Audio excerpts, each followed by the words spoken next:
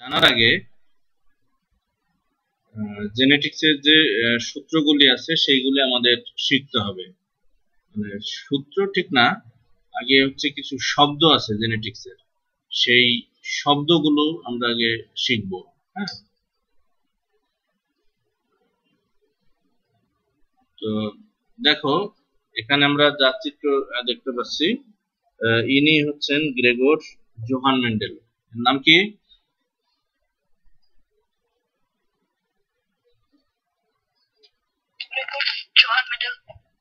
উনি 1822 সালে জন্মগ্রহণ করেন এবং 1884 সালে মারা যান। উনি অস্ট্রিয়ার একজন নাগরিক ছিলেন। হ্যাঁ, অস্ট্রিয়া, যার রাজধানী ভিয়েনা। তো এই বিজ্ঞানী গ্রেগর জোহান মেন্ডেল দীর্ঘদিন মটরশুঁটি উদ্ভিদের সংকরায়ন এবং বংশগতি সম্পর্কিত যে গবেষণা, সেই গবেষণাগুলি করেন এবং তার যে ফলাফল, সেই ফলাফল বিশ্লেষণ করে জীবের বংশগতি সম্পর্কে দুটি সিদ্ধান্তে উপনীত হন এবং এই দুটি সূত্রই হচ্ছে কি মেন্ডেলের সূত্র নামে পরিচিত। ঠিক আছে, তো মেন্ডেলের বিভিন্ন যে হিস্ট্রি বা তার বিভিন্ন ঘটনাগুলি, এই সূত্রগুলি কিভাবে আসলে আমরা সেগুলো কিন্তু ইতিপূর্বে অনেকবার বলেছি। ঠিক আছে, তাহলে মেন্ডেল কি করে মটরশুঁটি যে উদ্ভিদ ছিল সেই মটরশুঁটি উদ্ভিদের সংকরায়ন ঘটান এবং বংশগতি সম্পর্কিত গবেষণা করেন এবং সেই গবেষণার ফলাফল বিশ্লেষণ করে তিনি দুটি সিদ্ধান্ত উপনীত হন এবং এই দুইটি সিদ্ধান্ত হচ্ছে কি মেন্ডেলের সূত্র বা মেন্ডেলিজম নামে পরিচিত। ঠিক আছে, তো মেন্ডেলের সূত্র বা সিদ্ধান্ত অনুযায়ী জীবের বিভিন্ন বৈশিষ্ট্য বংশগতিতে সঞ্চারণের যে ব্যাখ্যা দেওয়া হয় তাকে মেন্ডেল তত্ত্ব বা মেন্ডেলিজম বলে। ঠিক আছে, এবং মেন্ডেলি কি বলেছিলেন? মেন্ডেল বলেছিলেন যে একটা প্রজন্ম থেকে আরেকটা প্রজন্মে বিভিন্ন ধরনের বৈশিষ্ট্যগুলি কি করে বহন করে এবং এই বহন করার জন্য দায়ী কি, যা সেগুলোকে বলা হয় জিন। আর জীববিজ্ঞানের যে শাখায়, আমি আবারও বলছি, জীববিজ্ঞানের যে শাখায় জিনের গঠন, কাজ, তারপরে বংশ পরম্পরায় সঞ্চারণের ধরন ও ফলাফল সম্বন্ধে বিস্তারিত আলোচনা করা হয়, সেই শাখাটাকে বলা হয় বংশগতিবিদ্যা বা জিনতত্ত্ব বা জেনেটিক্স। তো আপনারা খাতায় লিখে নেন, খাতায় একটু লিখে নেন সবাই, আমি একটু পরে জিজ্ঞেস করব। উইলিয়াম বেটসন, কি নাম? উইলিয়াম বেটসন 1905 সালে সর্বপ্রথম জেনেটিক শব্দটি, উইলিয়াম বেটসন, বয়েকার ট দন্তস্ব দন্তন্য, উইলিয়াম বেটসন সর্বপ্রথম এই জেনেটিক্স শব্দটি প্রচলন করেন। কত সালে? 1905 সালে। এটা খাতায় লিখে নাও, এই লাইনটা। উইলিয়াম বেটসন সর্বপ্রথম এই জেনেটিক্স শব্দটি প্রচলন করেন কত সালে? 1905 সালে। হ্যাঁ হ্যাঁ, 1905। আচ্ছা, জেনেটিক শব্দটি গ্রিক শব্দের মূল রূপ জিন, জিইএন, জিন শব্দ থেকে। তো এই জিন শব্দের যে অর্থ সেটা হচ্ছে পরিণতি স্বরূপ ঘটা, অর্থাৎ কোনো কিছুতে উদ্ভূত হওয়া। ঠিক আছে, মানে কোনো কিছু তৈরি হওয়া, কোনো কিছু ঘটা। তো এখন আমরা দেখি মেন্ডেলের বা এই যে জেনেটিক্স এর কথা আমরা বললাম, এই জেনেটিক্সে কিছু গুরুত্বপূর্ণ শব্দ রয়েছে। তোমাদের বইতে দেখো, বের করো। প্রথমে কি বলা হয়েছে তোমাদের বইতে? লক্ষ্য করো, ফ্যাক্টর। প্রথমে যে শব্দটির কথা বলা হয়েছে সেটি হচ্ছে কি ফ্যাক্টর। তাহলে দেখো, জিন কি? ডিএনএর একটি খণ্ড।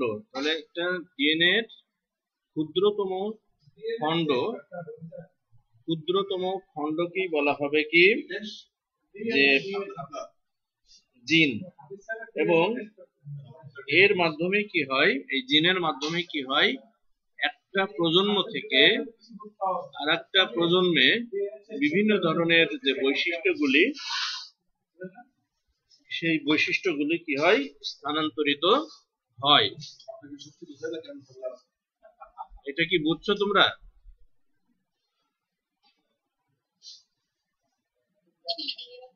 আচ্ছা, আমি একটু তোমাদের দেখাই এখানে।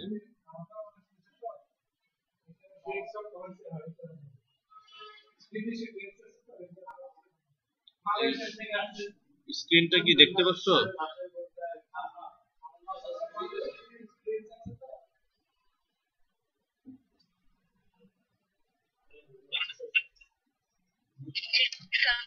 আমি যে এতক্ষণ আমি তো ভাবছি স্ক্রিনটা তোমরা দেখতে পাচ্ছ, তোমরা দেখতেও পাও না, আবার কেউ কিছু বলো না, এখানে তো বলতে হবে। এই যে আমি এতক্ষণ এগুলি মানে বুঝাইলাম, আমি তো ভাবছি তোমরা দেখতে পেয়েছো। ঠিক আছে, এখানে আমরা যার ছবিটা দেখতে পাচ্ছি উনি হচ্ছেন গ্রেগর জোহান মেন্ডেল। তো আমরা কিছু শব্দ দেখি এখানে, দেখো যে আমি একটু বুঝিয়ে দিই।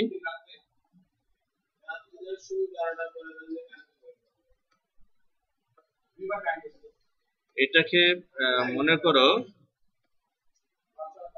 এই টোটালটা যদি হয় ডিএনএ, ডিএনএ এর পূর্ণরূপ কি? Deoxy ribonucleic acid. ডিএনএ এর পূর্ণরূপ হচ্ছে কি? Deoxy ribonucleic acid. টোটালটাকে আমি যদি মনে করি ডিএনএ,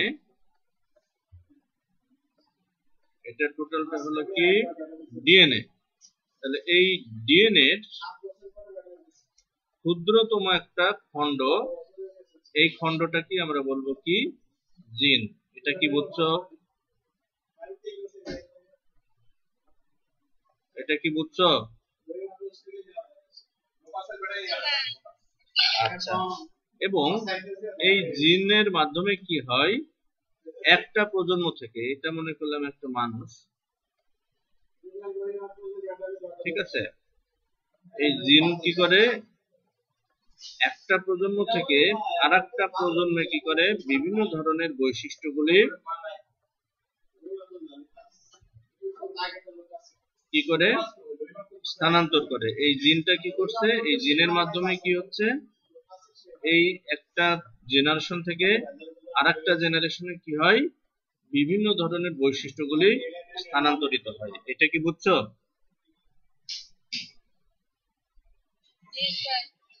ওকে, এখন আমরা পরেরটা দেখি। এরপরে দেখো লোকাস। লোকাসটা কাকে বলে সেটা জানি। তাহলে এটা যদি ক্রোমোজোম হয়, খেয়াল করো, এটা হচ্ছে যদি ক্রোমোজোম হয়, তাহলে ক্রোমোজোমের যে জায়গায় জিনগুলি অবস্থান করে সেই জায়গাটা কি বলা হয় কি লোকাস। কি বলে? লোকাস মানে লোকেশন, মানে অনেকটা এরকম। ঠিক আছে, তাহলে ক্রোমোজোমের যে জায়গায় জিনগুলি অবস্থান করে সেই জায়গাগুলোকে বলবো কি লোকাস। একটু কি বুঝছেন? আর লোকাসের মধ্যে মনে রাখবেন জিনগুলি থাকবে এরকম জোড়ায় জোড়ায়। তাহলে লোকাসের মধ্যে জিনগুলি কি এককভাবে থাকবে নাকি জোড়ায় জোড়ায়? হ্যাঁ, তাহলে প্রথমে বললাম জিন কাকে বলে বুঝছেন, আর এই জিনগুলি ক্রোমোজোমের যে জায়গাটায় অবস্থান করে সেই জায়গাকে বলা হয় লোকাস। এবং এই লোকাসের মধ্যে জিনগুলি কি এককভাবে থাকবে নাকি জোড়ায় জোড়ায় থাকবে? আচ্ছা, জোড়ায় জোড়ায় যদি থাকে তাহলে এই যে জিন জোড়া, এরকম দুইটা জিন পাশাপাশি থাকছে, তাহলে এই একটা জিনকে আর একটা জিনের কি বলা হয়? অ্যালিল। কি বলে? অ্যালিল। তাহলে ক্রোমোজোমের নির্দিষ্ট লোকাসে অবস্থিত জিন জোড়াকে একটির অপরটির বলা হয় অ্যালিল। এটা কি বুঝছেন? আর লোকাস কাকে বলে একজন বলেন?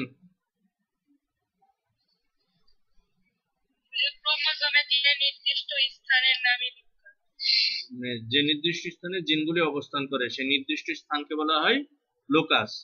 আর লোকাসের মধ্যে জিনগুলি কি এককভাবে থাকবে না জোড়ায় জোড়ায়? আচ্ছা, এই জিন জোড়ার একটিকে অপরটির কি বলা হয়? অ্যালিল। আচ্ছা, এইবার দেখেন এই অ্যালিল দুটা দেখেন, এই যে এই দুইটাই তো অ্যালিল, ধরেন এই দুইটা অ্যালিল।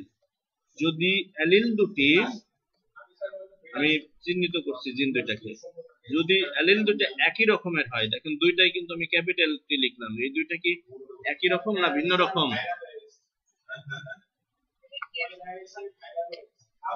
তাহলে অ্যালিল দুটি যদি একই ধরনের হয় তখন সেটাকে বলা হয় হোমোজাইগাস।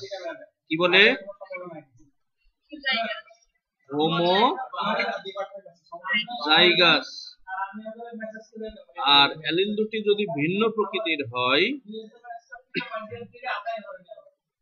এই যে দেখো অ্যালিল দুটা যদি ভিন্ন প্রকৃতির হয় তাহলে সেটাকে বলা হয় হেটারোজাইগাস। এটা কি বুঝছো?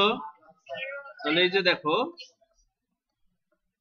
এই যে এখন দেখো একটা ক্যাপিটাল টি একটা স্মল টি, অর্থাৎ এই জিন দুইটা যদি একই রকম হয় তাহলে এই যে এটা দেখো একই রকম, একই রকম হলে সেটাকে বলা হয় হোমোজাইগাস। আর যদি ভিন্ন রকম হয় তাহলে কি বলা হবে? হেটারোজাইগাস। এই পর্যন্ত বুঝতে অসুবিধা কার? কারো অসুবিধা আছে? এইগুলি যদি না বুঝো, আমি আবারও বলছি, এইগুলি যদি না বুঝো পরের পড়া কিছু বুঝবা না। তাহলে আমি জিন বা ফ্যাক্টর কাকে বলে সেটা বললাম, অ্যালিল কাকে বলে সেটাও বললাম। এখন দেখি যে হোমোজাইগাস কাকে বলে সেটাও কিন্তু আমরা বললাম। হোমোজাইগাস হচ্ছে দুইটা একই রকম হলে। জিন দুটি কি বললাম, এই যে এখানে লক্ষ্য করো, দুটি জিন যদি একই প্রকৃতির হয় তাহলে সেটাকে বলবো হোমোজাইগাস। আর যদি ভিন্ন প্রকৃতির হয় তাহলে কি বলবো? হেটারোজাইগাস। এগুলি অনেকবার বললাম অল্প সময়। তাহলে এখানে দেখো এটা দেখো এই দুইটা একই রকম, এই যে দেখো এখানে লাল রং, এখানেও লাল রং দিয়ে চিহ্নিত করেছে, একই রকম হলে হোমোজাইগাস। আর এখানে দেখো একটা নীল একটা লাল, তাহলে এই দুইটা কিন্তু ভিন্ন রকম। আর যদি ভিন্ন রকম হয় তখন সেটাকে বলা হবে হেটারোজাইগাস। যদি কারোর কোনো কনফিউশন থাকে আমাকে জিজ্ঞেস করো।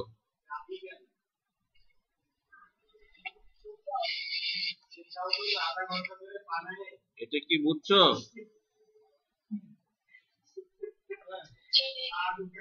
ওকে,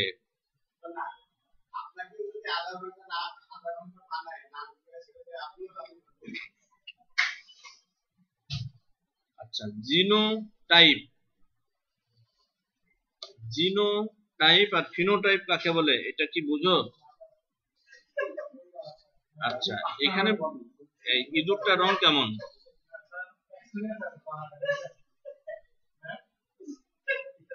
এই ইঁদুরটার গায়ের রং কেমন দেখো?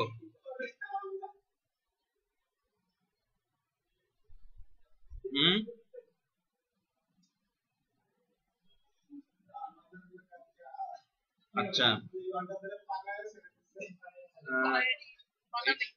এখানে আমি কয়েকজনকে একটু কোশ্চেন জিজ্ঞেস করি, কে কে আছে দেখি। এখানে আছে, আচ্ছা এখানে আছে সিনথিয়া, শুনতে পাচ্ছ? আচ্ছা সিনথিয়া, বলো তোমার মাথার যে চুল সেই চুলের রংটা কি কালো নাকি ওই যে ডোনাল্ড ট্রাম্পের মতো কালো? আচ্ছা, এবার আফ্রিকার মানুষের গায়ের রং খুব ফর্সা, তাই না? নিগ্রোদের গায়ের রং কেমন? কালো। আচ্ছা, আমেরিকানদের? আচ্ছা, ফর্সা। তাহলে এই যে চুলের রং তুমি বললা কালো, তারপরে তারপরে বলছো ত্বকের রং ফর্সা, তাহলে এইগুলো কি জীবের বাহ্যিক বৈশিষ্ট্য নাকি অভ্যন্তরীণ বৈশিষ্ট্য? বাহ্যিক বৈশিষ্ট্য। তাহলে এই যে কোন জীবের বাহ্যিক যে বৈশিষ্ট্য, তাহলে জীবের প্রকাশিত বাহ্যিক বৈশিষ্ট্যকে বলা হয় ফিনোটাইপ। কি বলে? ফিনোটাইপ। হ্যাঁ। আচ্ছা, এরপর এই যে বাহ্যিক যে বৈশিষ্ট্যগুলি প্রকাশ পাচ্ছে, মানুষের রং, কারো রং, চুলের রং হচ্ছে কি বলে যে বাদামি, কারোর কালো, কারোর ত্বকের রং হচ্ছে শ্যামলা, তারপরে কালো, কারোরটা হচ্ছে কালো, কারোরটা হচ্ছে ফর্সা। তাহলে এই যে বাহ্যিক যে বৈশিষ্ট্যগুলি, এই বাহ্যিক বৈশিষ্ট্যগুলো কি বলা হচ্ছে কি ফিনোটাইপ। তো আর এই ফিনোটাইপ, দেখো ফিনোটাইপ যে প্রকাশিত হচ্ছে, জীবের বৈশিষ্ট্য নিয়ন্ত্রণ করছে, এই নিয়ন্ত্রণকারী জিনযুগলের প্রতীকী যে গঠন, সেই প্রতীকী গঠনকে বলা হচ্ছে জিনোটাইপ। তাহলে যে গায়ের রং সাদা হচ্ছে, চুলের রং কালো হচ্ছে, তাহলে এই যে এই বৈশিষ্ট্যগুলি প্রকাশ পাচ্ছে, এই প্রকাশ পাওয়ার জন্য জিনের যে অভ্যন্তরীণ গঠন কাঠামো, এই গঠন কাঠামোর, জিনের গঠন কাঠামোর প্রতীকী যে গঠনটা, সেই গঠনটাকে বলা হবে কি জিনোটাইপ। কি বুঝছো? এইগুলো যদি না বুঝো, এটা কিন্তু পরবর্তীতে কিচ্ছু পারবা না। আমি আবারও বলে দিচ্ছি, যদি এই কনসেপ্ট ক্লিয়ার না হয়, পরবর্তীতে কিছুই পারবা না। এবং এটা মনে রাখবা যে, এটা মনে রাখবা যে এখান থেকে বোর্ড পরীক্ষায় প্রতি বছর একটা করে কোশ্চেন আসবেই, প্রতি বছর একটা করে কোশ্চেন আসবেই। এখন তোমার ইচ্ছা। এবং আমার মনে হয় এবার দিয়ে এই টপিকগুলো আমি 7 বার না 6 বার যেন হলো পড়ানো। এরপরেও আমি জানি অনেকেই জিজ্ঞেস করলে মানে বলতে পারবে না, কারণ কি পড়াটা না বুঝে অনেকেই বলছো যে বুঝছি। আমি আবারও বলছি, এটা ভালো করে শিখতে হবে। আচ্ছা, প্রকট বৈশিষ্ট্য।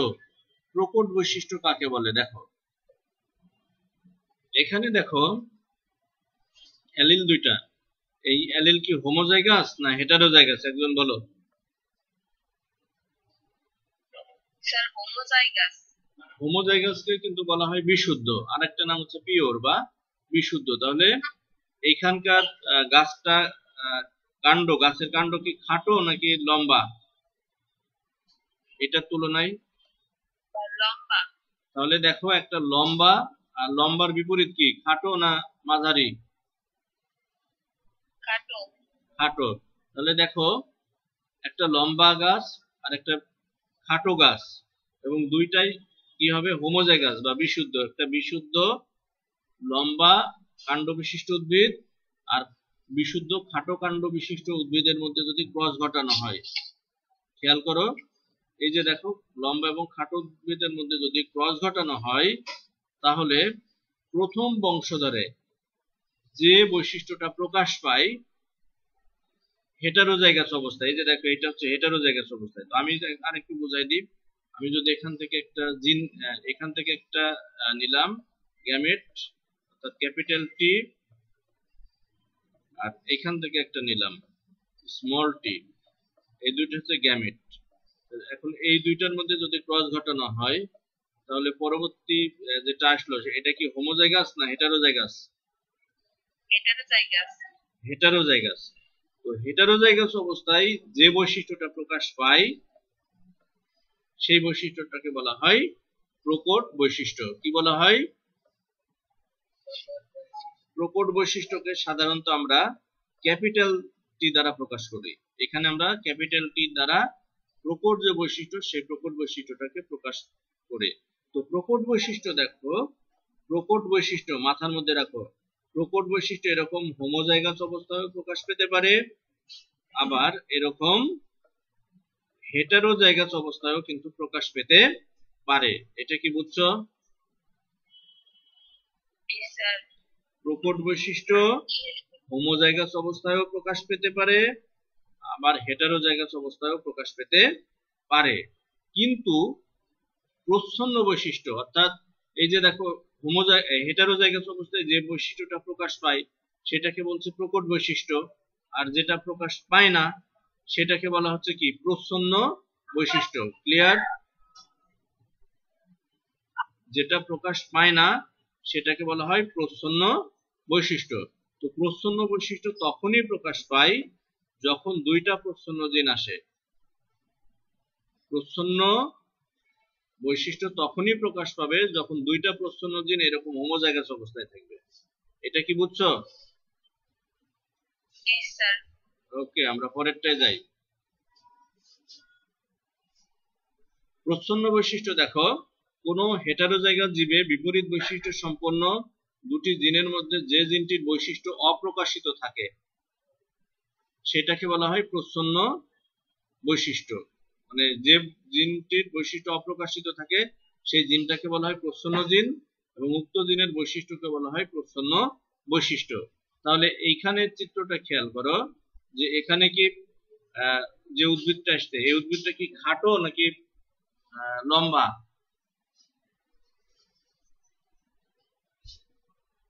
এখানে লম্বা। তাহলে এখানে বলছে যে বৈশিষ্ট্য অপ্রকাশিত থাকে সেটাকে বলা হয় প্রচ্ছন্ন বৈশিষ্ট্য। এখানে লম্বা এবং খাটো উদ্ভিদের মধ্যে ক্রস ঘটানোর পর যে উদ্ভিদটা আসলো সেটা লম্বা। তাহলে এখানে কোন বৈশিষ্ট্য প্রকাশ পায়নি বলো? তাহলে এখানে খাটো যে বৈশিষ্ট্য সেই খাটো বৈশিষ্ট্যটা হলো উদ্ভিদের কি প্রচ্ছন্ন বৈশিষ্ট্য। ক্লিয়ার? ওকে, আমরা পরেরটায় যাই। আচ্ছা, এখন আরো কিছু বৈশিষ্ট্য শিখতে হবে। হোমোজাইগাস হেটারোজাইগাস আমরা শিখলাম। এখন সংকর জীব দেখো, দুটি বিপরীত বৈশিষ্ট্য সম্পন্ন, আমরা যেটা দেখলাম একটু আগে, দুটি বিপরীত বৈশিষ্ট্য সম্পন্ন বিশুদ্ধ জীবের মধ্যে প্রজননে সৃষ্ট সন্তানদের বলা হয় সংকর জীব। এটা কি বুঝছো? তাহলে আমি একটু আগে দেখালাম এরকম দুই, এই যে দেখো এরকম দেখালাম না একটু আগে। তাহলে এটা যদি পিতা হয় আর এটা যদি মাতা হয় তাহলে কি হচ্ছে? এরকম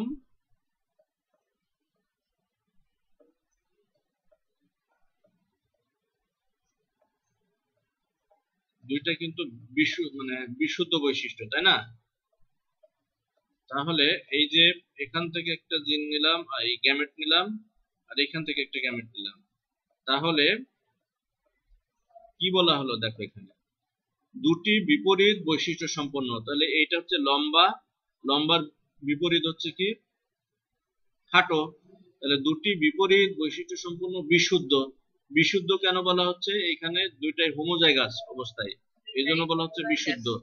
তাহলে বিশুদ্ধ জীবের মধ্যে প্রজননে, তাহলে এই যে জীবের মধ্যে প্রজনন ঘটলো, এখানে নিষেক ঘটলো, নিষেকের ফলে সৃষ্ট যে সন্তান সেই সন্তানদেরকে বলা হচ্ছে সংকর জীব। তাহলে এই যে এখানে যেটা আসছে সেই জীবটাকে বলা হচ্ছে কি সংকর। এটা কি ক্লিয়ার? বাকিরা চুপ কেন? সবাই কি বুঝতে পারছো? এটার কিন্তু পরীক্ষা দিতে হবে, জি স্যার করলে হবে না। আমি কিন্তু পড়ানোর শেষে পরীক্ষা নেব একটু পরে, বা আমি ওই মেসেঞ্জার গ্রুপে লিংক দিব, ওই লিংকে যে 10-এর কম পাবে, 10-এর মধ্যে যে 8-এর কম পাবে সে ধরে নেব কিছু বুঝেনি, সেইভাবে পড়া শিখবেন। তো বিজ্ঞানী মেন্ডেল দুটি পর্যায়ে গবেষণা চালান। দেখেন, প্রথম পর্যায়ে তিনি একজোড়া বিপরীত বৈশিষ্ট্য সম্পন্ন, প্রথম পর্যায়ে কি বলা হচ্ছে, তিনি একজোড়া বিপরীত বৈশিষ্ট্য সমন্বিত মটরশুঁটি উদ্ভিদের মধ্যে ক্রস বা সংকরায়ন ঘটিয়ে তার বংশগতি লক্ষ্য করেছিলেন বলে এদের মনোহাইব্রিড ক্রস বলে। এই যে সুন্দর কথা, মনোহাইব্রিড ক্রস কাকে বলে? এটা মনো মানে কি 2 না 3 না 4? মনো মানে কত?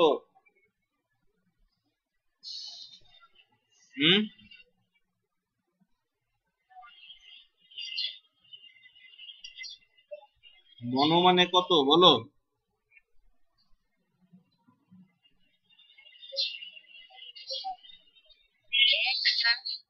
আমি বলছি মনো মানে কত? স্যার মনে নাই। কে বললো এক?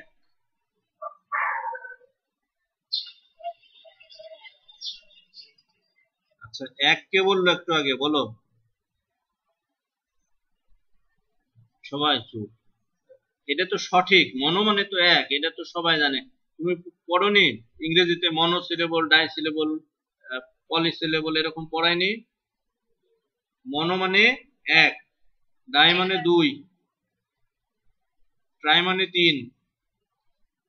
তাহলে মনো হাইব্রিড ক্রস, তাহলে এক জোড়া, মনোযোগ দিয়ে শুনেন, এক জোড়া বিপরীত বৈশিষ্ট্য সম্পন্ন জীবের মধ্যে ক্রস ঘটানো হলে, অর্থাৎ এক জোড়া বিপরীত বৈশিষ্ট্য উপর দৃষ্টি রেখে যে ক্রসটা ঘটানো হয় সেই ক্রসটাকে বলা হয় মনোহাইব্রিড ক্রস। এটা কি বুঝছেন? জীবের এক জোড়া বিপরীতধর্মী বৈশিষ্ট্যের উপর দৃষ্টি রেখে যে সংকরায়ন বা ক্রস ঘটানো হয় তাকে এক সংকর ক্রস বা মনোহাইব্রিড ক্রস বলা হয়। তাহলে যেমন এক জোড়া বিপরীতধর্মী বৈশিষ্ট্য, লম্বা, লম্বার বিপরীত খাটো, এখানে কিন্তু বৈশিষ্ট্য এক জোড়া। তাহলে এক জোড়া বিপরীত বৈশিষ্ট্য সম্পন্ন জীবের মধ্যে যে ক্রস ঘটানো হয় সেটাই হলো মনোহাইব্রিড ক্রস। তাহলে আরেকজন বলো, ডাইহাইব্রিড ক্রস কাকে বলে? ডাইহাইব্রিড, হ্যাঁ, তাহলে দুই জোড়া বিপরীতধর্মী বৈশিষ্ট্যের উপর দৃষ্টি রেখে যে ক্রসটা ঘটানো হয় সেই ক্রসকে বলা হয় ডাইহাইব্রিড ক্রস। তাহলে এখন এখানে কি বললাম, লম্বা এবং খাটো, এটা হচ্ছে একটা বৈশিষ্ট্য। যদি মানুষের ক্ষেত্রে বলি সে কি লম্বা নাকি খাটো, একটা বৈশিষ্ট্য। তারপরে আরেকটা বৈশিষ্ট্য হলো তার গায়ের রং ফর্সা নাকি কালো। তাহলে এখানে কয় জোড়া বৈশিষ্ট্য আসলো বিপরীতধর্মী? একটা হচ্ছে লম্বা আর খাটো, আর একটা হলো গায়ের রং সাদা অথবা কালো। তাহলে এখানে কি দুই জোড়া বিপরীতধর্মী বৈশিষ্ট্য না? তাহলে এইটা হয়ে গেল ডাইহাইব্রিড ক্রস। মেন্ডেলের প্রথম যে সূত্র সেটা হচ্ছে মনোহাইব্রিড ক্রস, আর দ্বিতীয় যে সূত্র সেটাকে বলা হয় ডাইহাইব্রিড ক্রস। আচ্ছা, এই কোশ্চেনের উত্তরটা পরীক্ষায় প্রায় আসে, এটা আমি একটু পরে জিজ্ঞেস করব, সবাই একটু দেখে নেন। কোশ্চেনটা হচ্ছে এরকম যে মেন্ডেল কেন মটরশুঁটি বেছে নিয়েছিলেন? কোশ্চেনটা কি, মেন্ডেল কেন এত উদ্ভিদ থাকতে এই মটরশুঁটি উদ্ভিদটাকে সে বাছাই করেছিল? তোমাদের বইতেও দেখো আছে যে অনেকগুলি কারণ, তার মধ্যে দেখো মটর গাছ এক বর্ষজীবী, অর্থাৎ এই মটর গাছ আমরা জানি এক বছর বেঁচে থাকে। তাহলে মটর গাছ এক বর্ষজীবী এবং খুব সহজেই কি করা যায়, যে বাগানে বা টবে কিন্তু এদের চাষ করা যায়। তাহলে এটি একটি কারণ ছিল। তারপরে বলা হচ্ছে কি যে মটর গাছের প্রতিটি জনুর আয়ুষ্কাল অল্প। তাহলে যে একটু আগে বললাম যে এক বছরই বেঁচে থাকে, তাহলে আয়ুষ্কাল অল্প হয়, খুব কম সময়ের মধ্যে সংকরায়ন পরীক্ষার ফল পাওয়া যায়। আর মোটর গাছে আমরা যদি লক্ষ্য করি তাহলে মোটর গাছে কিন্তু দুই ধরনেরই ফুল পাওয়া যায়। ঠিক আছে, মোটর গাছে উভলিঙ্গ, মোটর ফুল হচ্ছে উভলিঙ্গ হয়, কি হয়, স্বপরাগায়ন ঘটে। আবার কি যে মোটর ফুল স্বপরাগেই হয়, বাইরে থেকে আসা অন্য কোনো চারিত্রিক বৈশিষ্ট্য সহজে মিশে যেতে পারে না। ঠিক আছে, ফলে বংশ পরম্পরায় নির্দিষ্ট চারিত্রিক বৈশিষ্ট্য সম্পন্ন শুদ্ধ সন্ততি উৎপাদন সম্ভব। আবার কি দেখো যে তুমি চিত্রে দেখো এই ফুলগুলোর কিন্তু আকৃতি বড়, মোটর গাছের ফুলগুলোর আকার কি হয়, যে বড় থাকে, যার ফলে খুব সহজেই কিন্তু পরাগায়ন ঘটানো যায়। ঠিক আছে, তো এই সব বিভিন্ন ধরনের বৈশিষ্ট্যগুলো মটর গাছের মধ্যে দেখা যায়, যে কারণে কি হয় যে মেন্ডেল এই মটরশুঁটি উদ্ভিদকে কিন্তু বেছে নিয়েছিলেন। এই কোশ্চেনটা পরীক্ষায় আসে এবং এই অধ্যায়ে আমি আবারও বলছি, এই অধ্যায় থেকে বোর্ড পরীক্ষায় একটা কোশ্চেন আসবেই।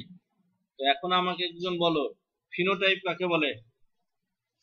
বললাম যে পরীক্ষা নিব, এই যে এখন জিজ্ঞেস করবো, বলো ফিনোটাইপ কাকে বলে?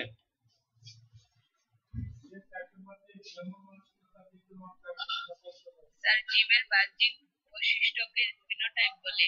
আচ্ছা, অ্যালিল অ্যালিল না, লোকাস কাকে বলে?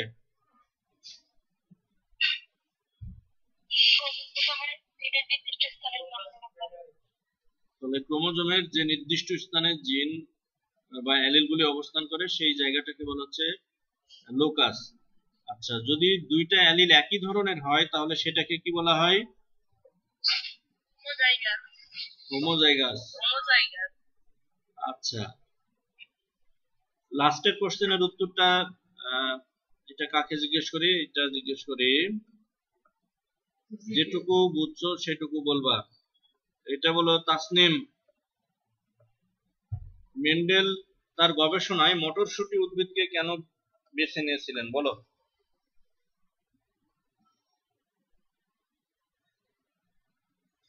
মেন্ডেল তার গবেষণায় মটরশুঁটি বেছে নিয়েছিলেন কেন? আরো তো অনেক গাছ ছিল, আম গাছ ছিল, কাঁঠাল গাছ ছিল, তাল গাছ ছিল।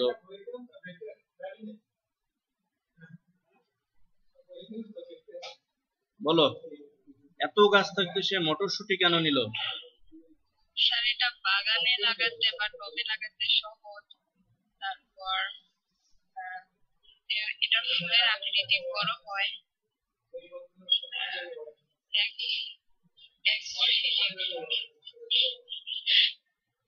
তাহলে এইগুলি কিন্তু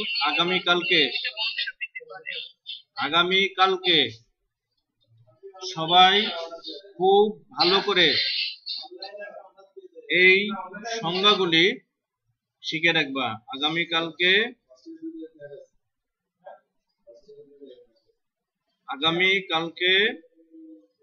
সবাই খুব ভালো করে এই সংজ্ঞাগুলি শিখে রাখবা।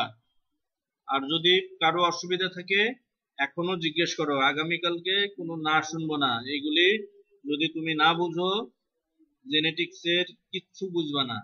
এখন বলো কারো কোথাও অসুবিধা আছে কিনা। ঠিক আছে, সবাই ভালো থাকবেন। আল্লাহ হাফেজ।